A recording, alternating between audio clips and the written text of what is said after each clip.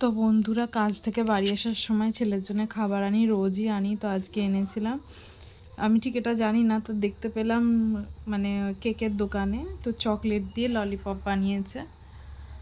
তো ঠিক নামও জানি না, তো ভালো লাগলো তো নিয়ে আসলাম। তো ননদের ছেলে আর হচ্ছে আমার ছেলের জন্যে।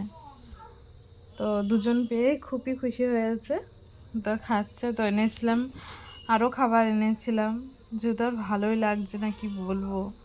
তো বিরিয়ানি এনেছিলাম। তো চোখ মুখের অবস্থা থেকে বুঝতে পারছো শরীরটা ঠিক কত ক্লান্ত। তো আমার ছেলে বিরিয়ানি খেতে খুব ভালোবাসে, তো ও খায়। আমার মনটা এত খুশি লাগে, এত ভালো লাগে, কি বলবো।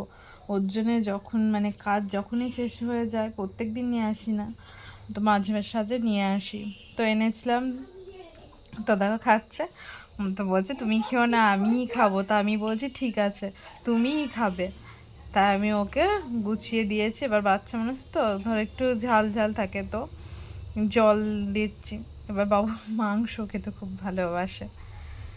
ছেলের খুশিতেই আমার খুশি, ও খেলেই আমার পেট ভরে যায়, আর ওকে দেখে আমার মন জুড়িয়ে যায়।